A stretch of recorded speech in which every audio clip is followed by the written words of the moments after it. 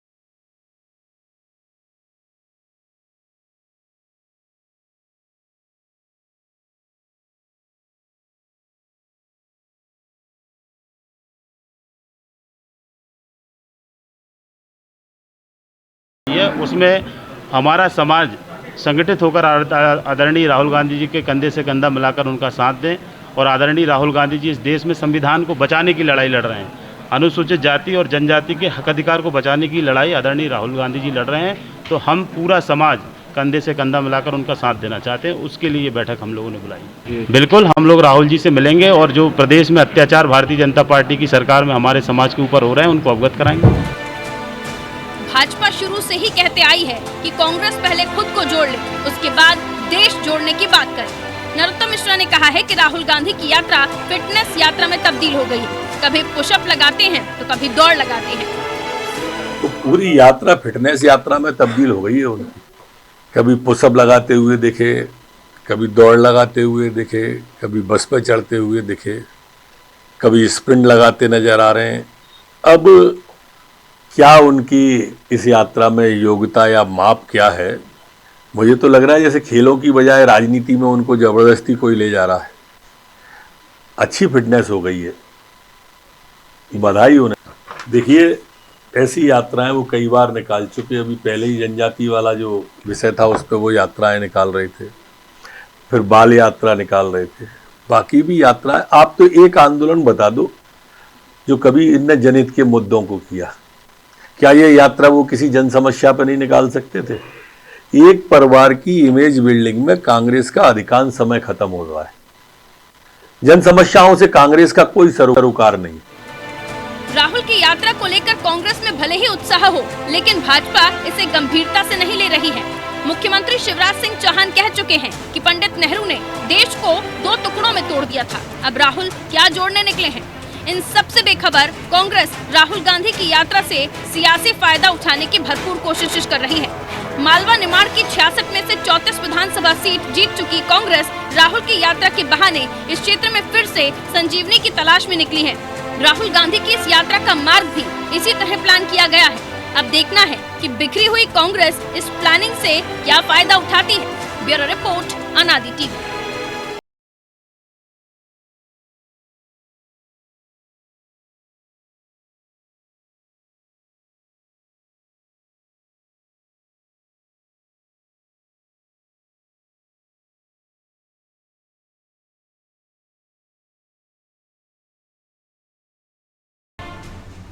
तो इसी मुद्दे पर चर्चा करने के लिए जुड़ गए हमारे साथ वरिष्ठ पत्रकार दिनेश गुप्ता जी और हमारे सहयोगी ब्रजेश चौक से। बहुत स्वागत है दिनेश जी आपका अनादि टीवी पर। और बीजेपी जो आरोप प्रत्यारोप लगा रही है वो अपनी जगह है, लेकिन बीजेपी की चिंता का सबब आप क्या देखते हैं? क्या वो 64 सीटें जो मालवा निवाड़ से आती है और जो पिछली बार बीजेपी जहाँ गच्चा खा गई थी, नतीजा ये हुआ कि 15 साल पुरानी सरकार चली गई थी और अब भी कमोबेश उसी रूट से राहुल गांधी की यात्रा मध्य प्रदेश में घुस रही है और 13 दिन लगभग रहेगी और ज़्यादातर वो हिस्सा है जो मालवा से होकर गुजरेगा, निवाड़ से होकर गुजरेगा, क्योंकि बुरहानपुर से घुसेंगे और आगर जिले के सोयस सुसनेर से वो राजस्थान की सीमा में जाएंगे। मनोज, भारतीय जनता पार्टी की इसका जो राजनीतिक कोई भी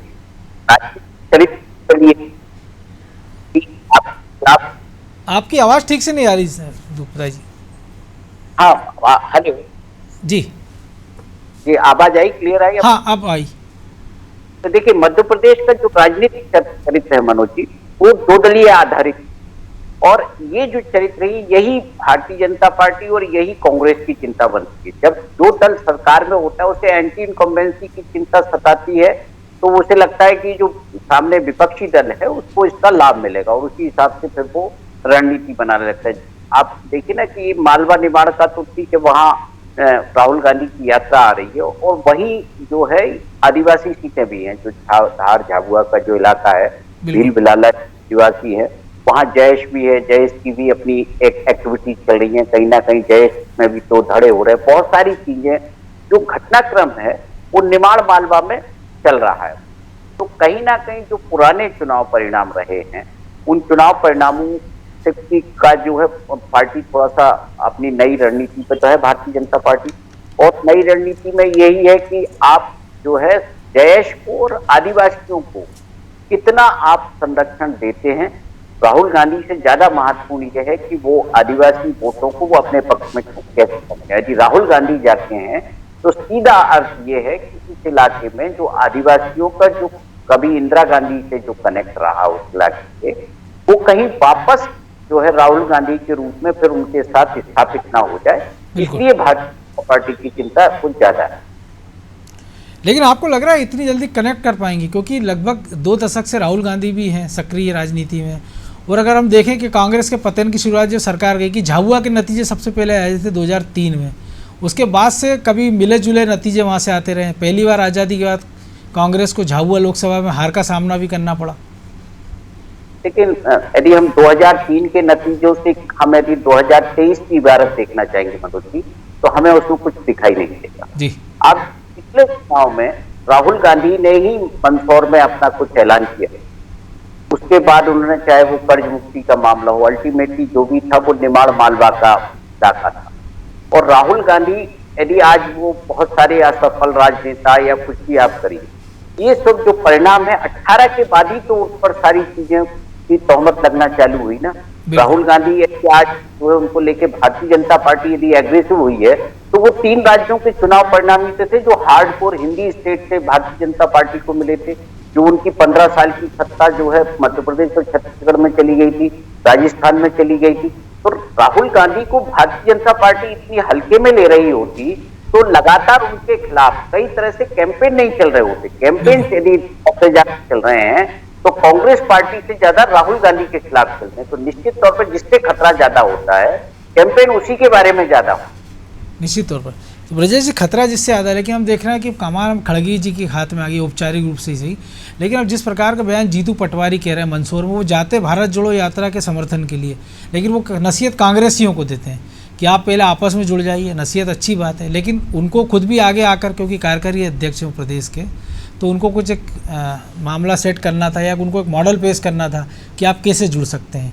लेकिन वो दूसरे नेताओं पर तंज कसते हैं। अगर सज्जन सिंह वर्मा की हम बात कर रहे हैं, तमाम सारे नेताओं की, राजस्थान का तो हम इसलिए जिक्र नहीं कर रहे हैं क्योंकि वहाँ तो जो कुछ हो रहा है वो सबके सामने खुली किताब है कि वहाँ जो कुछ चल रहा है और क्यों चल रहा है। लेकिन मनोज जी, वहाँ खुली किताब है, यहाँ भी किताब आप देखिए, पन्ने पलटेंगे तो आपको यहाँ लक्ष्मण सिंह ऐसा कहते हुए दिख जाएंगे कि भारत जोड़ो यात्रा से पहले कांग्रेसियों को जोड़ना चाहिए। जीतू पटवारी आपको बोलते दिख रहे हैं, ताज़ा मामला है। इससे पहले भी आप देखिए कि नहीं, लेकिन इस कांग्रेस को जोड़ेगा कौन? राहुल गांधी भारत जोड़ो पे निकल गए, क्या खड़गे जोड़ेंगे या मध्य प्रदेश में कमलनाथ जोड़ेंगे या दिग्विजय सिंह जोड़ेंगे? आखिर कौन? सब तो कह रहे हैं कि जोड़िए, लेकिन जुड़ेंगे कैसे? सबको मिलकर जोड़ना पड़ेगा मनोज जी। आपको गुटबाजी में जिस तरह से कांग्रेस बटी रहती है कि यदि लक्ष्मण सिंह कोई बयान देते हैं या जीतू पटवारी कोई बयान देते हैं तो हम देखते हैं कि पलटवार किस तरफ से आता है। कमलनाथ खेमे की तरफ से पलटवार आ जाता है, उनको नसीहतें दी जाने लगती हैं। तो पहले तो आप लोगों को एक होना चाहिए, मतलब कि गुटबाजी को छोड़कर आप जुड़िए एक दूसरे से, तो निश्चित तौर पर तब जुड़ेंगे, तब जाके कांग्रेस का भला होगा। दूसरों को उपदेश देना तो आसान है, लेकिन जोड़ने की वाली बात है जब, तो आपको कुछ ना कुछ त्याग करना पड़ता है, आपको अपने हित छोड़ना पड़ते हैं, या आपको लगता है कि मुझे ये पद मिल जाए दूसरों को ना मिले, तो आपको कहीं ना कहीं कुछ एडजस्टमेंट करना सवाल पड़ेगा ये उठेगा ना, फिर त्याग करेगा कौन? क्योंकि अगर त्यागी हो चुका होता तो शायद सरकार होती है मध्य प्रदेश में भी कांग्रेस की। तो यही हालात है ना मनोज जी, इसी वजह से सिर्फ कह भर देने से कुछ नहीं होने वाला। कांग्रेस में जिस तरह से कल्चर चल रहा है वो चलता आएगा, वो कहीं दूर होने वाला नहीं है, कहीं हटने वाला नहीं है। चाहे खड़गे जी बन जाए, चाहे राहुल गांधी खुद बन के देख गए कि जब वो खुद नहीं कर पाए, वो जो एक सबको जोड़ना चाहते थे कांग्रेस में, वो सब खुद नहीं कर पाए, तो फिर आप खड़गे जी से कैसे उम्मीद कर सकते हो?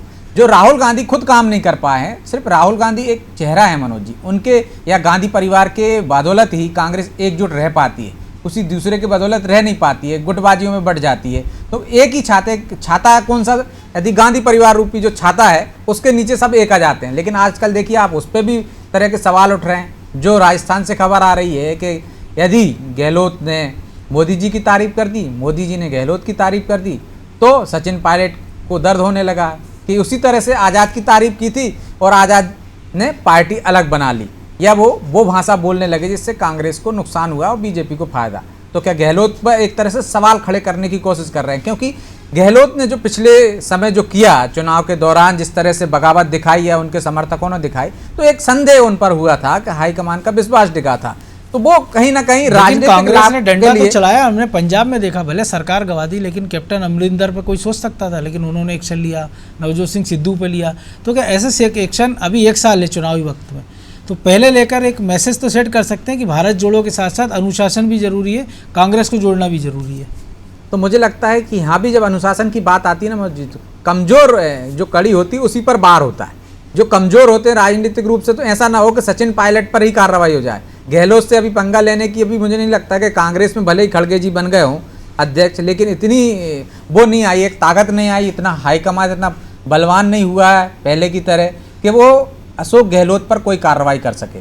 तो कार्रवाई हो सकता है सचिन पायलट पर ही हो जाए।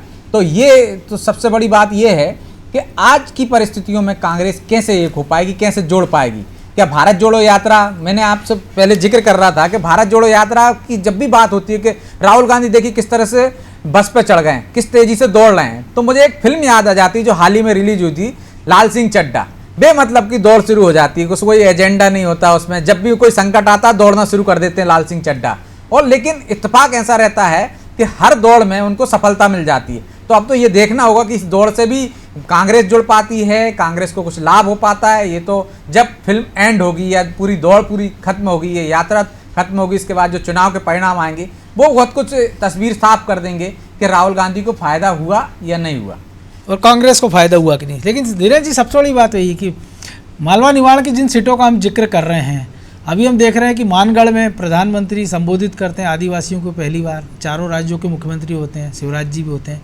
पैसा एक्ट को लागू करने की बात हो रही है कि 14 नवंबर से लागू कर दिया जाएगा पूरे प्रदेश में, क्योंकि 47 सीटें और 84 सीटों पर प्रभाव है। हिंदुत्व का छाता अपनी जगह है, पोलराइजेशन में अभी वक्त है, शंकराचार्य की प्रतिमा लग रही है, महाकाल कॉरिडोर अपनी जगह, लेकिन जो जटिल वोट बैंक की गुत्थी है वो तो ऐसे ही सुलझेगी। और शायद यही सोचते हुए कांग्रेस को भी पूरा फोकस कर रही बीजेपी, उसकी यात्रा पर भी सवाल उठा रही है, लेकिन अपनी तैयारियां भी उसी हिसाब से करती जा रही है। देखिए राजनीति में दोनों हाथ एक साथ चलते हैं। एक हाथ से लाइट लाई जाती है, दूसरे हाथ से खींची जाती है, और ये काम भारतीय जनता पार्टी बखूबी जो है कर लेती है। वो मिटाने की कोशिश भी करती है कांग्रेस की लकीर को, और अपनी लकीर खींचने की कोशिश भी करती है। आप कुछ ना कुछ जितनी चीजें आप बता रहे हैं ना, इनको 2018 का चुनाव आप याद करें जी। बहुत सारी चीजें आपको वही रिपीट होती हुई दिखाई देगी। और आप पेशा का कानून की बात कर रहे हैं तो आप ज्यादा दूर मत जाइए। पेशा कानून पे तो सरकार कितनी बार कह चुकी है हम इसको लागू कर चुके हैं मध्य प्रदेश में, तो हर बार नई तारीख की बात कहां से होती? पेशा तो लागू है ना। राजभवन में जो है एक पूरा एक सेल बना हुआ है, बहुत सारी चीजें हैं, तो किस रूप में बात कर रहे हैं आप?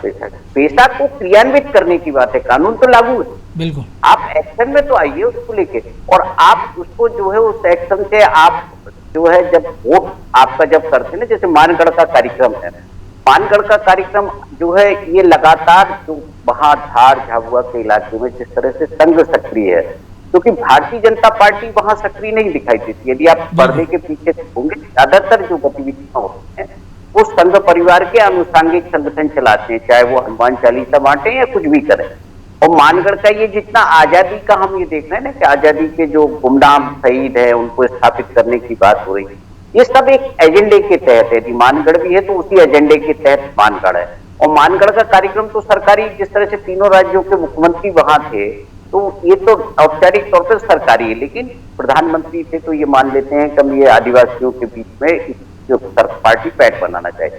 मैंने कहा वहां उस इलाके में सबसे महत्वपूर्ण चीज ये है कि जो 2019 के चुनाव परिणाम थे लोकसभा के, उन चुनाव परिणामों को यथावत कैसे रखा जाए। वो चेहरा कौन सा था? वो मोदी जी का चेहरा था।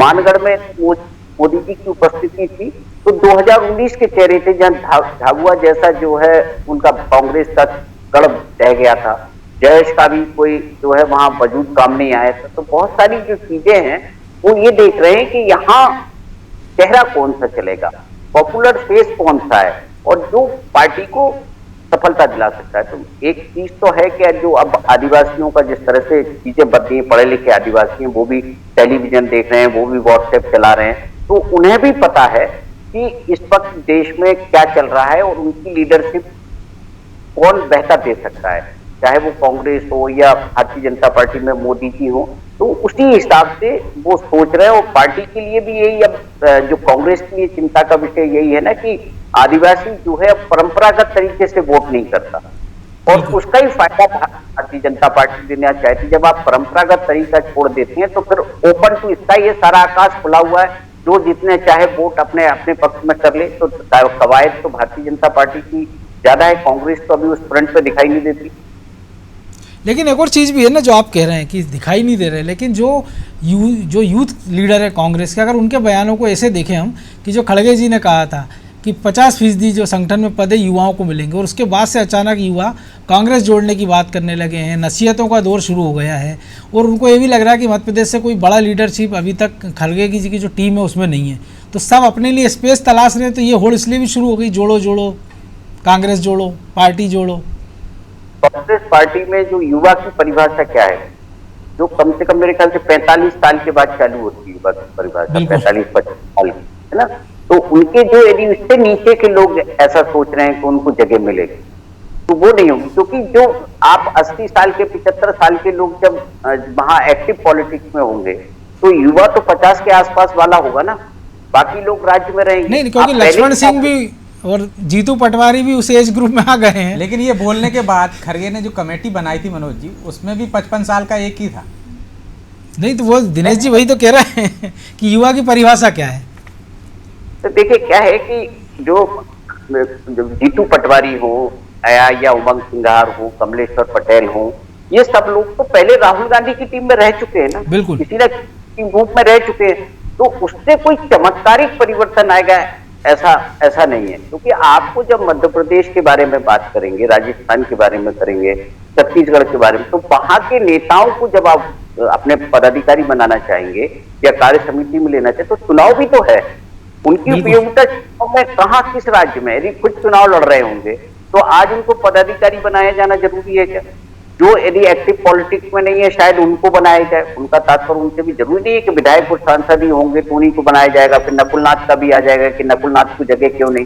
और जो कांग्रेस नेताओं का ट्रैक रिकॉर्ड है वो ये भी नहीं कह सकते कि आप हमको तो चुनाव नहीं लड़ना, हम तो संगठन का काम करेंगे। हाँ, ये तो कह ही नहीं सकते वो तो सभी जगह कोई भी हो। तो आप देखिए ना कि इसमें जब भी किसी को लेंगे, मध्य प्रदेश से हो चाहे राजस्थान से हो, तो बहुत सारा विचार विमर्श होगा और राहुल गांधी की सहमति के बिना कुछ नहीं होगा। इसीलिए तो उनकी टीम के लोग शायद सक्रिय हो गए हैं। हाँ नहीं, नेचुरल है, क्योंकि अब सबको लग रहा है कि राहुल गांधी अब जो नया लीडरशिप आई है, तो यदि मध्य प्रदेश के ये जो 80 के दशक से पहले की जो नेतृत्व चला आ रहा है वो शायद कुछ बदल जाए।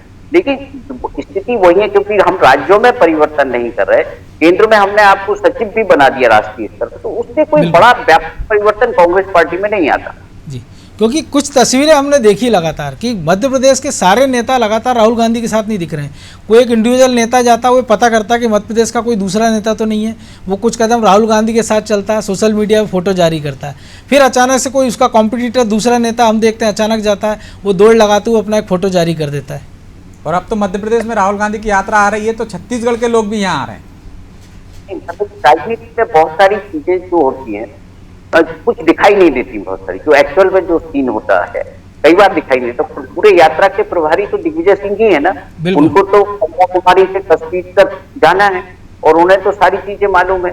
यदि जिस तरह से राहुल गांधी का प्रोग्राम होगा उसमें यदि आपको फ्रंट रो में उनके साथ कुछ दिख रहा है तो निश्चित तौर पर वो डिजाइन होगा कि ये किसके साथ कौन देखेगा। यदि अरुण यादव भी जा रहे हैं तो निमाड़ मालवा का वो एक आधार ले रहे होंगे कि मैंने क्या तैयारी की है या किस तरह से होगा, क्योंकि जो अलग अलग नेता हैं वो कभी इकट्ठे नहीं जाएंगे, क्योंकि वहां बुलाया ही नहीं जा रहा उस यात्रा में। तो आप देखिए ना कि कोई कॉल तो किया नहीं गया है कि आप हमारे साथ आइए या यात्रा में ये रहिए। ये धीरे धीरे जो एक कई राज्यों के जो लोग आ रहे हैं वो अलग अलग तरीके से बुलाए जा रहे हैं कि एक दिन आप 1 घंटे आप इसके साथ चलिए। इस तरह का कुछ जो दिखता है दृश्य सामने, वो डिजाइन कुछ कैसे किया गया ताकि जो है राज्यों में जो एक जाना है उनको कुछ संदेश देना है। मुझे लगता है ये उसका ज्यादा है और यहाँ की गुटबाजी से उस यात्रा में जा रहे हैं, मुझे नहीं लगता उसका कोई संबंध। बिल्कुल। तो ब्रजेश जी 2 तस्वीरें हो रही हैं जिनका जिक्र करना जरूरी है। पहली है प्रीतम लोधी की, हालांकि राहुल गांधी की यात्रा से लेना देना नहीं है, लेकिन चूंकि जैसे दिनेश जी ने भी कहा, हम भी जानते हैं कि 2 दलीय व्यवस्था है मध्य प्रदेश में, तो जब नाराज वोट है उसको कहाँ जाएगा। लोधी हैं, वो चुनाव हार चुके हैं, लेकिन उनको अनशन तोड़वाने के लिए धर्मेंद्र यादव आते हैं, समाजवादी पार्टी के बड़े नेता हैं, सांसद रह चुके हैं, मुलायम सिंह यादव के भतीजे हैं, वो आते हैं उनका अनशन तोड़वा देते हैं। उसी दौरान उमा भारती की माफ़ कीजिए उस बुंदेलखंड में उनकी उपस्थिति रहती। दूसरा जो जैस पे लेके बातचीत चल रही है कि कांग्रेस भी कह देती है कि उनमें हमारा डीएनए है और बीजेपी भी कोशिश कर रही है कि उसमें या तो किसी तरह से बिखराव हो जाए या वो हमारे साथ आ जाए।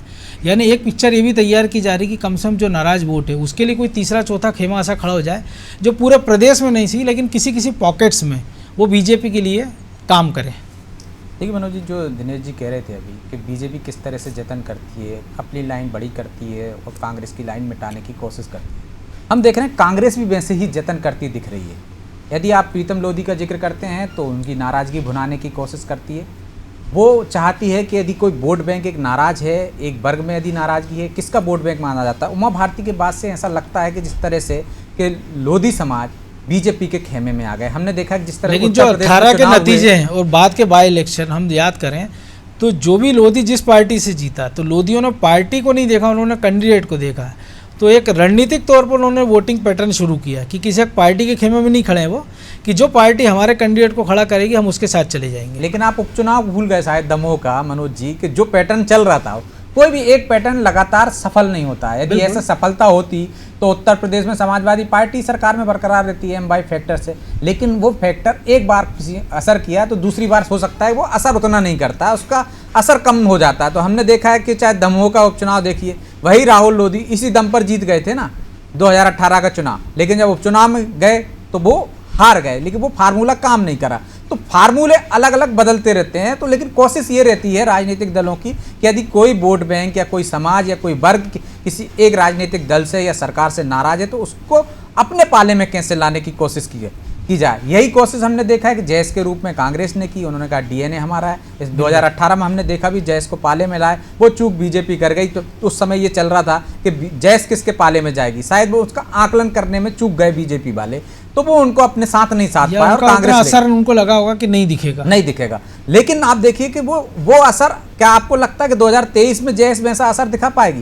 क्योंकि जैस के जो हालात हैं, जैस में जिस तरह से फूट पड़ी है, हमने देखा है 2018 के बाद से जिस तरह से जैस में लड़ाई के झगड़े चले, जैस में जिस तरह से घुसपैठ करने की कोशिश की, जैस के लोगों को तोड़ने की कोशिश की, और बीजेपी ने जिस तरह से अपनी योजनाएं लाए हैं और उस वर्ग को साधने का जतन किया है, तो आपको नहीं लगता कि अब जैस उतनी कारगर साबित नहीं हो पाएगी? हो सकता है वो कमजोर हो गई हो, या उसको तोड़ने, उसमें जो फूट पड़ गई है उसका फायदा किसको मिलेगा? तो इसी वजह से कांग्रेस हम देख रहे हैं कि आदिवासियों को साधने के लिए कहती है कि डीएनए एक है हमारा, हमारे पाले में रहेंगे। अभी तो यही तय नहीं है कि जैस किसके पाले में जाएगी, क्या वो कांग्रेस के साथ ही रहेगी या जैस जब तक जुड़ी रहेगी कि नहीं, ये भी तो एक चिंता की बात है। बहरहाल समय इजाजत नहीं दे रहा, इसलिए चर्चा को ही विराम देने होगा। बहुत धन्यवाद दिनेश जी आपका इस विश्लेषण के लिए।